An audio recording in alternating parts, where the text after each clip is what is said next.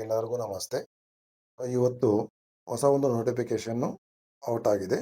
So ಅದೇನಪ್ಪ ಅಂತಂದರೆ ಕರ್ನಾಟಕ ಸರ್ಕಾರ, ಕರ್ನಾಟಕ ಪರೀಕ್ಷಾ ಪ್ರಾಧಿಕಾರ ಬೆಂಗಳೂರು ಅಂದರೆ KEA ಮುಖಾಂತರ ಹೊಸ ನೋಟಿಫಿಕೇಷನ್ನು AO ಮತ್ತು AAO ಹುದ್ದೆಗಳಿಗೆ ಅರ್ಜಿಯನ್ನು ಆಹ್ವಾನಿಸಿದ್ದಾರೆ. ಈ ಒಂದು ಹುದ್ದೆಗಳಿಗೆ ಯಾರೆಲ್ಲ ಅರ್ಜಿ ಸಲ್ಲಿಸಬಹುದು ಮತ್ತು ಈ ಒಂದು ಹುದ್ದೆಗೆ ಯಾವೆಲ್ಲ ಒಂದು ಸಿಲೆಬಸ್ ಇದೆ, ಎಷ್ಟು ಫೀಸ್ ಇದೆ ಮತ್ತು ಯಾವಾಗ ಒಂದು ಅಪ್ಲಿಕೇಶನ್ ಆಗ್ಬೋದು, ಯಾವಾಗ ಲಾಸ್ಟ್ ಡೇಟು ಅಂತಕ್ಕಂಥದ್ದು ಸಂಪೂರ್ಣ ಮಾಹಿತಿಯನ್ನು ಈ ಒಂದು ವಿಡಿಯೋ ಮುಖಾಂತರ ನಿಮಗೆ ತಿಳಿಸ್ಲಿಕ್ಕೆ ಇಚ್ಛೆಪಡ್ತೇನೆ. ನೋಡಿ ಸ್ನೇಹಿತರೆ, ಈ ಒಂದು ನೋಟಿಫಿಕೇಷನಲ್ಲಿ ಕೃಷಿ ಅಧಿಕಾರಿ ಅಂತಕ್ಕಂಥದ್ದು ಇದೆ. ಸೊ ಅದರಲ್ಲಿ 67 + 2 ಅಂದರೆ ಹಿಂಬಾಕಿ 67 ಹುದ್ದೆಗಳು ಪ್ಲಸ್ ಒಂದು 2 ಹಿಂಬಾಕಿ ಹುದ್ದೆಗಳಿರುತ್ತೆ. ಸೊ ಅದು 85ರಷ್ಟು ಕೃಷಿ ಅಧಿಕಾರಿ ಹುದ್ದೆಗಳಿಗೆ ಏನಾಗಿರ್ತದೆ ಆ ಹುದ್ದೆ ಇರ್ತದೆ. ನೋಡಿ ಭಾಳ ಬ್ಯೂಟಿಫುಲ್ ಏನಂತಂದರೆ, ಕೃಷಿ ಅಧಿಕಾರಿ ಏನಾದರೂ ನೀವು ಅಗ್ರಿಕಲ್ಚರ್ ಆಫೀಸರ್ ಆದರೆ ನಿಮ್ಮ ಒಂದು ಸ್ಯಾಲರಿ, ಬೇಸಿಕ್ ಸ್ಯಾಲರಿ ಎಷ್ಟಿದೆಯಪ್ಪ ಅಂತಂದರೆ 69,250 ರೂಪಾಯಿ ಬೇಸಿಕ್ ಸ್ಯಾಲ್ರಿ ಇದೆ.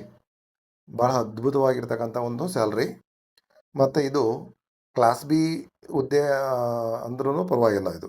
ಅಷ್ಟೊಂದು ಭಾಳ ಬ್ಯೂಟಿಫುಲ್ ಆಗಿರ್ತಕ್ಕಂಥ ಒಂದು ಹುದ್ದೆ ಇದು. ಕೃಷಿ ಅಧಿಕಾರಿ ನೆಕ್ಸ್ಟ್ ಕೆಳಗಡೆ ಇದೆ 15% ಕೃಷಿ ಅಧಿಕಾರಿ ಹುದ್ದೆಗಳಿಗೆ. ಅದರಲ್ಲಿ ಯಾರು ಅರ್ಜಿಯನ್ನು ಸಲ್ಲಿಸಬಹುದು ಅದು ನೀಟಾಗಿ ಕೊಟ್ಟಿದ್ದ ನೋಡಿ. BTech ಆಹಾರ ವಿಜ್ಞಾನ ಮತ್ತು ತಂತ್ರಜ್ಞಾನ, BTech ಆಹಾರ ತಂತ್ರಜ್ಞಾನ, ಮತ್ತು BSc ಅಗ್ರಿಕಲ್ಚರ್ ಮಾರ್ಕೆಟಿಂಗ್ ಅಂತೆ, ಮತ್ತು BSc ಹಾನರ್ಸ್ ಅಂತೆ, ಕೃಷಿ ಮಾರುಕಟ್ಟೆ ಮತ್ತು ಸಹಕಾರ ಅಂದರೆ ಭಾಳ ಈ ಎಲ್ಲ ಕೋರ್ಸು ಅಲ್ಲಿ ಏನನ್ನ ಮೆನ್ಷನ್ ಮಾಡಿದ್ದಾರೆ. ಅವರೆಲ್ಲರೂ ಸಹ ಏನು ಮಾಡ್ಬೋದು, ಅಪ್ಲಿಕೇಶನ್ಸನ್ನು ಹಾಕ್ಬೋದು. ಅದರ ಒಂದು ಹುದ್ದೆಗಳಿಗೆ 12 ಇದ್ದಾವೆ. ಮತ್ತು ಸಹಾಯಕ ಕೃಷಿ ಅಧಿಕಾರಿ AAO ಅಂತ ಕರಿತೀವಿ. ಅಸಿಸ್ಟೆಂಟ್ ಅಗ್ರಿಕಲ್ಚರ್ ಆಫೀಸರ್ ಅಂತ ಕರಿತೀವಿ. ಇದಕ್ಕೂ ಭಾಳ ಬೇಸಿಕ್ ಕೂಡ ಅಷ್ಟೇ ಇದೆ. 65,950 ರೂಪಾಯಿ ಬೇಸಿಕ್ ಸ್ಯಾಲ್ರಿ ಇದೆ. AO ಆದರೆ 69,250 ರೂಪಾಯಿ ಬೇಸಿಕ್ ಸ್ಯಾಲ್ರಿ ಇದೆ. ಇದಕ್ಕೆ 468 ಹುದ್ದೆಗಳಿದ್ದಾವೆ. ಅಲ್ಲಿ ಯಾರು ಅಪ್ಲಿಕೇಶನ್ಸ್ ಹಾಕ್ಬೋದು ಅಂತ ಕೊಟ್ಟಿದ್ದಾನೆ. BSc ಕೃಷಿ ಅಂತಕ್ಕಂಥದ್ದು ಅಥವಾ BSc ಆನರ್ಸ್ ಅಥವಾ ಕೃಷಿ, ಇವರು ಅರ್ಜಿಯನ್ನು ಸಲ್ಲಿಸಬಹುದು. ಅದೇ ರೀತಿಯಾಗಿ ಸಹಾಯಕ ಕೃಷಿ ಅಧಿಕಾರಿ ಅಂತಕ್ಕಂಥದ್ದಿದೆ. ಅದು 83 ಹುದ್ದೆಗಳನ್ನು ನಿಗದಿ ಮಾಡಿರ್ತಕ್ಕಂಥದ್ದು. ಹೀಗಾಗಿ ಈ ಒಂದು ಹುದ್ದೆಗಳಿಗೆ ಸಾಕಷ್ಟು ಏನೊಂದು ಡಿಮ್ಯಾಂಡ್ ಇರತಕ್ಕಂಥ ಒಂದು ಹುದ್ದೆ ಇದು. ಯಾಕಂತಂದರೆ that is group B post. ಹಾಗಾಗಿ ಎಲ್ಲರೂ ನೀವು ಅರ್ಜಿಯನ್ನು 19ನೇ ತಾರೀಕು ಅಪ್ಲಿಕೇಶನ್ ಆಗ್ಬೋದು. ಮತ್ತು ನೆಕ್ಸ್ಟ್ ಮಂತು 10ನೇ ತಾರೀಕು ಅಪ್ಲಿಕೇಶನ್ ಕ್ಲೋಸ್ ಆಗುತ್ತೆ. ಅದರಿಂದಾಗಿ ನೀವು ತಡೆ ಮಾಡದೆ ಮೊದಲು ಯಾರೆಲ್ಲ ಅಪ್ಲಿಕೇಶನ್ಸ್ ಹಾಕಿದ್ರಿ ಅವರು ಮತ್ತೆ ಅಪ್ಲಿಕೇಶನ್ಸನ್ನು ಹಾಕಬೇಕಾಗ್ತದೆ. ಮತ್ತು ಯಾರೆಲ್ಲ ಹೊಸಬರು ರೀಸೆಂಟಾಗಿ ಮುಗಿಸಿದ್ದೀರಿ ಅವ್ರಿಗೊಂದು ಸುವರ್ಣ ಅವಕಾಶ ಅಂತ ಹೇಳ್ಬೋದು. ಮೊದಲು ಅಪ್ಲಿಕೇಶನ್ ಕರೆದಿದ್ರು, ಅಪ್ಲಿಕೇಶನ್ ಹಾಕಿದ್ರು, ಇನ್ನೇನು ಎಕ್ಸಾಮ್ ನಾಳೆ ಅಥವಾ ನಾಳದ್ದು 2 ದಿವಸ ಇದ್ದಂಗೆ ಈ ಅಪ್ಲಿಕೇಶನನ್ನು ಸ್ಟಾಪ್ ಮಾಡಿಬಿಟ್ರು. ಆಗ ರೀಸೆಂಟಾಗಿ ಮುಗಿಸಿರ್ತಕ್ಕಂಥ ಅವಕಾಶ ಸಿಕ್ಕಿರಲಿಲ್ಲ. ಆದರೆ ಈ ಒಂದು ನೋಟಿಫಿಕೇಷನ್ ಹೀಗೆ ಮಾಡಿರೋದ್ರಿಂದಾಗಿ ಯಾರು ಕೂಡ ಅಪ್ಲಿಕೇಶನ್ ಹಾಕ್ಬೋದು ಮತ್ತು ಒಂದು ಚಾಲೆಂಜಾಗಿ ತೊಗೊಂಡ್ರೆ ಈ ಹುದ್ದೆಯನ್ನು ಪಡ್ಕೊಳ್ಬೋದು. ಮತ್ತು ನೋಡಿ ಈ ಒಂದು ಹುದ್ದೆಗಳಿಗೆ ಏನಿದೆಯಪ್ಪ ಅಂತಂದರೆ ಎಲಿಜಿಬಿಲಿಟಿ ಕ್ರೈಟೀರಿಯಾ ಏನೇನು ಇರಬೇಕು ಅಂತಕ್ಕಂಥದ್ದು ನೋಡಿ. ಸಾಮಾನ್ಯ ಅರ್ಹತೆ ಅಭ್ಯರ್ಥಿಗಳಿಗೆ ಅಂದರೆ GM ಕ್ಯಾಂಡಿಡೇಟ್ಸ್ ಅಥವಾ GMಗೆ ಬರ್ತಾರಲ್ವಾ, ಅವರಿಗೆ 40 ವರ್ಷಗಳು, ಯಾರೆಲ್ಲ 40 ವರ್ಷಗಳು ಒಳಗಡೆ ಇರ್ತೀರಿ ಮತ್ತು 18 ವರ್ಷ ಮೇಲ್ಪಟ್ಟಿರ್ತೀರಿ ಅವ್ರ ಅಪ್ಲಿಕೇಶನ್ಸನ್ನು ಹಾಕ್ಬೋದು. ಮತ್ತು ನೋಡಿ ಪ್ರವರ್ಗ 2A, 2B, 3A, 3B students ಅವರು 43 ವರ್ಷಗಳು ಕೊಟ್ಟಿದ್ದಾರೆ. ಅಂದರೆ 3 ವರ್ಷ ಏಜ್ ರಿಲ್ಯಾಕ್ಸೇಷನ್ ಕೊಟ್ಟಿದ್ದಾನೆ. ಮತ್ತು ಯಾರೆಲ್ಲ ಪರಿಶಿಷ್ಟ ಜಾತಿ ಮತ್ತು ಪರಿಶಿಷ್ಟ ಪಂಗಡ ಪ್ರವರ್ಗ 1ಕ್ಕೆ ಬರ್ತಿರೋ ಅವರು 45 ವರ್ಷಗಳಿಗೂ ಅಪ್ಲಿಕೇಶನ್ಸನ್ನು ಹಾಕ್ಬೋದು. ಇದು ನೀಟಾಗಿ ಕೊಟ್ಟಿದ್ದಾನೆ. ಮತ್ತು ಯಾರೆಲ್ಲ ಒಂದು ಎಕ್ಸಾಮ್ಷನ್ಸನ್ನು ಕೊಟ್ಟಿದ್ದಾನೆ, ಯಾರಾದರೂ ಸರ್ಕಾರಿ ಸೇವೆಯಲ್ಲಿದ್ದರೆ, ಮಾಜಿ ಸೈನಿಕರಿದ್ದರೆ ಅವರಿಗೆಲ್ಲನೂ ಏಜ್ ರಿಲ್ಯಾಕ್ಸೇಷನ್ ಕೊಟ್ಟಿದ್ದಾನೆ. ಇದೆಲ್ಲ ಇಲ್ಲಿ ಕೊಟ್ಟಿದ್ದಾನೆ. ನೆಕ್ಸ್ಟ್ ಮುಂದುವರೆದಂಗೆ ನೋಡಿದರೆ ನೋಡಿ ಇಲ್ಲಿ ಆನ್ಲೈನ್ ಅರ್ಜಿ ಸಲ್ಲಿಸುವ ವೇಳಾಪಟ್ಟಿ ಅಂತ ಕೊಟ್ಟಿದ್ದಾನೆ ನೋಡಿ. ಇಲ್ಲಿ ಅರ್ಜಿಯನ್ನು ಸಲ್ಲಿಸಲು ಪ್ರಾರಂಭ 19/4/2026 ಅಂದರೆ ಇದೇ ತಿಂಗಳು. ನೀವೇನೋ ಅಪ್ಲಿಕೇಶನ್ಸನ್ನು 19ನೇ ತಾರೀಕಿಂದ ನೀವು ಅಪ್ಲಿಕೇಶನ್ಸನ್ನು ಹಾಕ್ಬೋದು. ಈಗಲೇ ಹಾಕ್ಬಿಡಿ. ಮತ್ತು ಲಾಸ್ಟ್ ಟೈಮಲ್ಲಿ ಹೋಗೋದು ಮತ್ತು ಸರ್ವರ್ ಬ್ಯುಸಿ ಬರುವಂಥದ್ದು ಮತ್ತು ಟೆನ್ಷನ್ ತಗೊಳ್ಳುವಂಥದ್ದು ಬೇಡ. ಅಪ್ಲಿಕೇಶನನ್ನು ಹಾಕಿ ನೀವು ಆರಾಮಾಗಿ ಓದಲಿಕ್ಕೆ ಪ್ರಾರಂಭವನ್ನು ಮಾಡಿ. ಮೊದಲು ಯಾರಾದರೂ ಓದಿದರೆ ಅವ್ರು ರಿವಿಷನ್ ಮಾಡಿ, ಯಾರೆಲ್ಲ ಹೊಸದಾಗಿ ಅಪ್ಲಿಕೇಶನ್ಸ್ ಹಾಕಿದರೆ ಅವರು ಭಾಳಷ್ಟು ಚಾಲೆಂಜಾಗಿ ತೊಗೊಂಡು ನೀವು ಸಿಲೆಬಸನ್ನು ಮುಗಿಸ್ತಾ ಹೋಗ್ಬೋದು. ಸಿಲೆಬಸ್ ಕೂಡ ಕೊಟ್ಟಿದ್ದಾರೆ, ನೀಟಾಗಿ ಹೇಳ್ತೀನಿ. ನೆಕ್ಸ್ಟ್ ನೋಡಿ, ಆನ್ಲೈನ್ ಮುಖಾಂತರ ಅರ್ಜಿ ಸಲ್ಲಿಸಲು ಕೊನೆಯ ದಿನಾಂಕ 10/5/2026 ಅಂದರೆ 1 ತಿಂಗಳು ಸಹ ಅವನು ಟೈಮ್ ಕೊಟ್ಟಿಲ್ಲ. KE ಅವರು ಭಾಳಷ್ಟು ವೇಗವಾಗಿ ಸೊ ಏನಾಗ್ತಾರೆ ಒಂದು ಪ್ರೊಸೆಸನ್ನು ಕಂಪ್ಲೀಟ್ ಮಾಡುವಂಥದ್ದು KE ಒಂದು ಹೆಸರುವಾಸಿಯಾಗಿರ್ತಕ್ಕಂಥದ್ದು.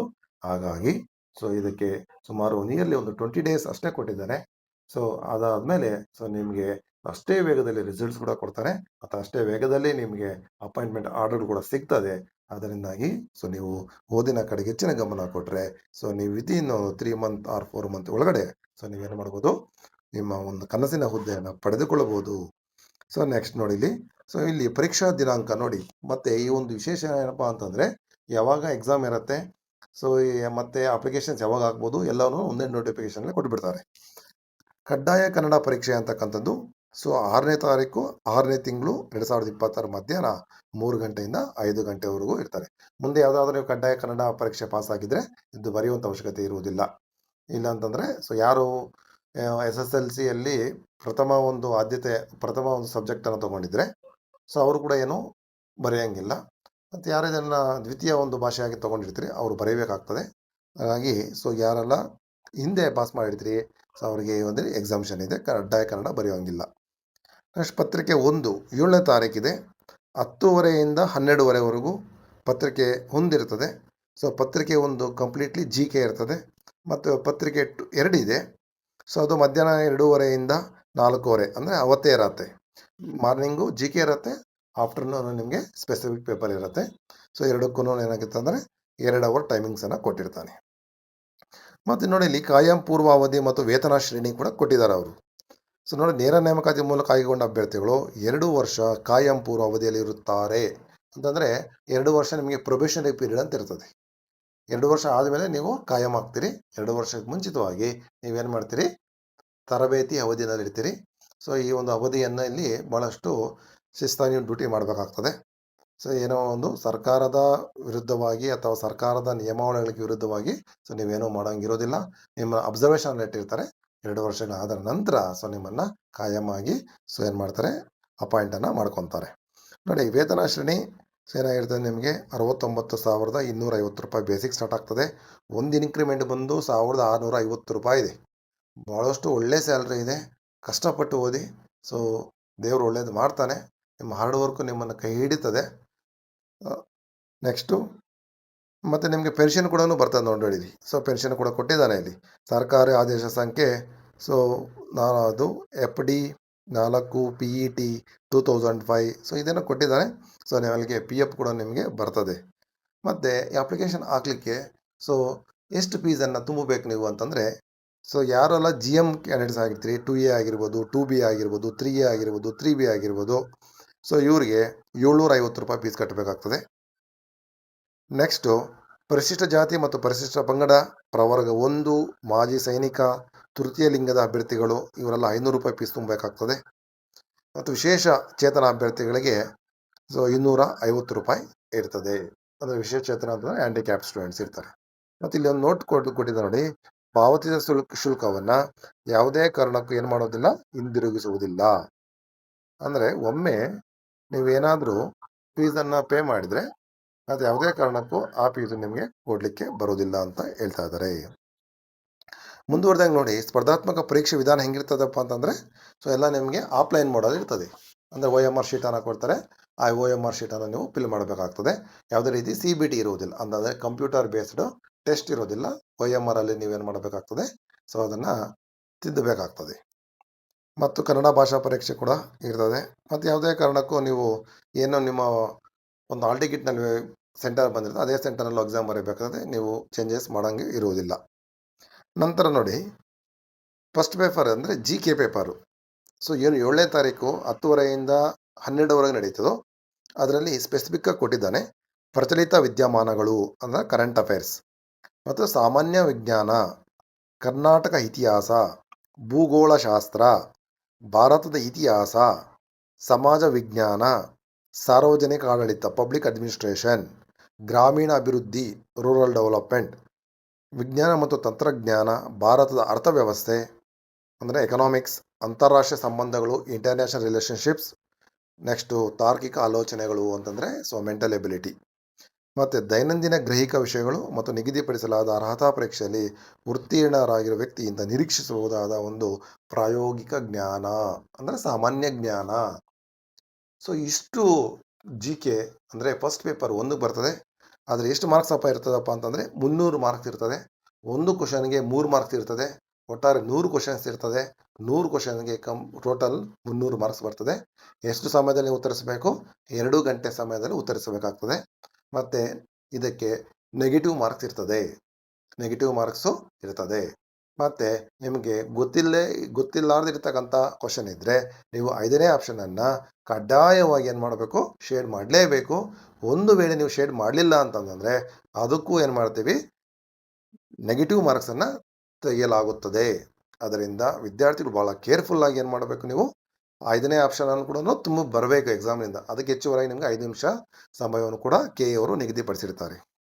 ನೆಕ್ಸ್ಟು ಪ್ರಶ್ನೆ ಪತ್ರಿಕೆ 2 ಅಂತಂದರೆ 7ನೇ ತಾರೀಕು ಮಧ್ಯಾಹ್ನ ನಡೀತದೆ ನಿಮಗೆ. ಆದ್ರೆ ಕಂಪ್ಲೀಟ್ಲಿ ಏನಾಗಿರ್ತದೆ ನಿಮಗೆ ಸ್ಪೆಸಿಫಿಕ್ ಪೇಪರು ನಿಮ್ಮ ಏನೋ ಒಂದು ಡಿಗ್ರಿನಲ್ಲಿ ನೀವು ಅಧ್ಯಯನ ಮಾಡಿರ್ತೀರಿ ಆ ವಿಷಯದ ಬಗ್ಗೆ. 100 ಕ್ವಶನ್ಸನ್ನು ಕೊಡ್ತಾನೆ. ಅದಕ್ಕೂ ಒಂದು ಕ್ವಶನ್ಗೆ 3 ಮಾರ್ಕ್ಸ್ ಇರುತ್ತೆ. ಒಟ್ಟಾರೆ 300 ಮಾರ್ಕ್ಸು. ನೀವು ಎಕ್ಸಾಮ್ಸ್ ಬರೀಬೇಕಾಗ್ತದೆ. ಒಟ್ಟಾರೆ 600 ಮಾರ್ಕ್ಸ್ಗೆ ನಿಮ್ಮ ರ್ಯಾಂಕಿಂಗನ್ನು ನಿಗದಿಪಡಿಸ್ತಾರೆ. ಹಾಗಾಗಿ ಇದಕ್ಕೂ ಕೂಡ ಭಾಳಷ್ಟು ನೀವು ಒತ್ತನ್ನು ಕೊಡಬೇಕಾಗ್ತದೆ. ಮತ್ತು ಅದರಲ್ಲಿ ಸ್ಪೆಸಿಫಿಕ್ ಪೇಪರಲ್ಲಿ ಅವನು ಸಿಲೆಬಸ್ಸನ್ನು ಕೂಡ ಕೊಟ್ಟಿದ್ದಾನೆ, ಏನೇನು ಓದಬೇಕು ಅಂತಕ್ಕಂಥದ್ದು ಕೂಡ ಇದೆ. ಹಾಗಾಗಿ ನೀವು ಈ ಒಂದು ನೋಟಿಫಿಕೇಶನ್ ಏನೆಲ್ಲ ಅಂಶಗಳನ್ನ ಕೊಟ್ಟಿದ್ದಾನೆ ಭಾಳಷ್ಟು ನೀವು ಅಬ್ಸರ್ವ್ ಮಾಡಬೇಕಾಗ್ತದೆ. ಮತ್ತು ಕೆಲವೊಂದು ಅಂಶಗಳೆಲ್ಲ ಜನರಲ್ ಆಗಿದೆ. ಹಾಗಾಗಿ ಇದೆಲ್ಲ ಇಂಪಾರ್ಟೆಂಟ್ ಏನು ಇರೋದಿಲ್ಲ.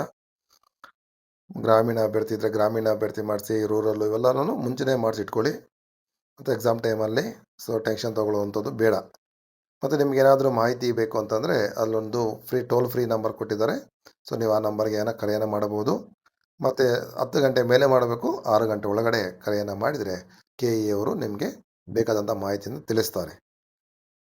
ನೆಕ್ಸ್ಟು ದುರ್ನಡತೆ ಅಂತಕ್ಕಂಥದ್ದು ಏನಾದರೂ ಇತ್ತು ಅಂದರೆ ಮಿಸ್ಬಿಹೇವ್ನೆಸ್ ಕಂಡು ಬಂದರೆ ನಿಮ್ಮನ್ನು ಅವರು ಎಕ್ಸಾಮ್ ಹಾಲಿಂದ ಏನು ಮಾಡ್ಬೋದು? ಅವ್ರು ನಿಮ್ಮನ್ನು ವಜಾ ಮಾಡ್ಬೋದು. ಹಾಗಾಗಿ ಯಾವುದೇ ರೀತಿ ಮಿಸ್ಬಿಹೇವ್ ಮಾಡದೆ ಏನು ಕೆ ಎ ರೂಲ್ಸನ್ನು ಕೊಟ್ಟಿದ್ದಾನೆ ಅಷ್ಟು ನೀವು ಏನು ಮಾಡಬೇಕು? ನೀಟಾಗಿ ಓದಿದ್ದೆ ಆದಲ್ಲಿ ನೀವು ಇದು ಮಾಡುತ್ತೆ. ಮತ್ತು ನೋಡಿ, ಇನ್ನೊಂದು ವಿಶೇಷತೆ ಏನಪ್ಪ ಅಂತಂದರೆ ಗ್ರೂಪ್ ಬಿ ಹುದ್ದೆ ಆಗಿರೋದ್ರಿಂದಾಗಿ ಪ್ರಶ್ನೆ ಪತ್ರಿಕೆ ಭಾಳಷ್ಟು ಡಿಫಿಕಲ್ಟಿ ಬರ್ತದೆ, ಭಾಳಷ್ಟು ಬ್ಯೂಟಿಫುಲ್ ಆಗಿ ಬರ್ತದೆ. ಮತ್ತು ಎಲ್ಲ ಕ್ವಶನ್ಸು ಕೂಡ ಹೆಚ್ಚು ಕಡಿಮೆ ಆಲ್ಮೋಸ್ಟ್ ಕ್ವಶನ್ಸು ನಿಮಗೆ ಹೇಳಿಕೆ ರೂಪದಲ್ಲಿ ಬರ್ತದೆ. ಅದರಿಂದ ದಯಮಾಡಿ ವಿದ್ಯಾರ್ಥಿಗಳು ಒಂದು ಲೈನನ್ನು ಓದದೆ ಸಂಪೂರ್ಣ ವಿಷಯ ಆಧಾರಿತವಾಗಿ ಓದಿ. ಮತ್ತು ಯಾರೆಲ್ಲ ಹೊಸದಾಗಿ ಅಪ್ಲಿಕೇಶನ್ಸ್ ಹಾಕಿದ್ದೀರಿ ಅವರು ಏನಾಗ್ತದೆ, ಸಂಪೂರ್ಣವಾಗಿ ಜಿ ಕೆ ಸಿಲೆಬಸ್ಸನ್ನು ಏನು ಮುಂದಿನ 2 ತಿಂಗಳುಗಳ ಏನೊಂದು ಸಮಯಾವಕಾಶ ಇದೆ, 2 ಅಥವಾ 2.5 ತಿಂಗಳು ನಿಮ್ಗೆ ಸಮಯಾವಕಾಶ ಸಿಗುತ್ತೆ.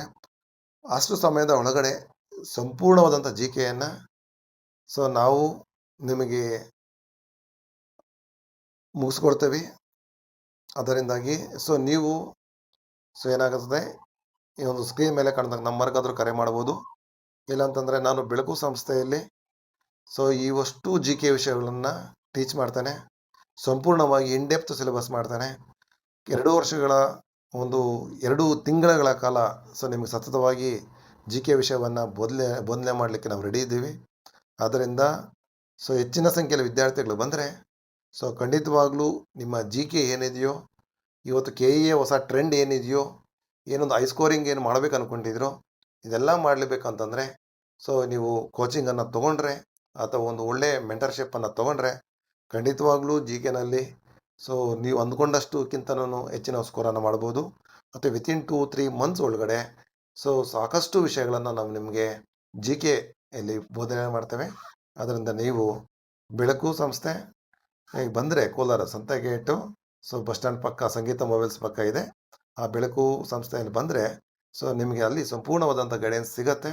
ಅದರಿಂದ ಹಿಂದೆ ನೀವು ಅಪ್ಲಿಕೇಶನ್ ಹಾಕಿ ನಿಮ್ಮ ಅಧ್ಯಯನವನ್ನು ಪ್ರಾರಂಭ ಮಾಡಿ ನೀವೇನು ಅಂದ್ಕೊಂಡಿದ್ರೆ ಆ ಹುದ್ದೆಯನ್ನು ಪಡೆದುಕೊಳ್ಳಿ ಅಂತ ಹೇಳ್ತಾ ಈ ಒಂದು ತರಗತಿಯನ್ನು ಅಥವಾ ಈ ಒಂದು ವಿಡಿಯೋವನ್ನು ಮುಗಿಸ್ತೇನೆ. Thank you so much.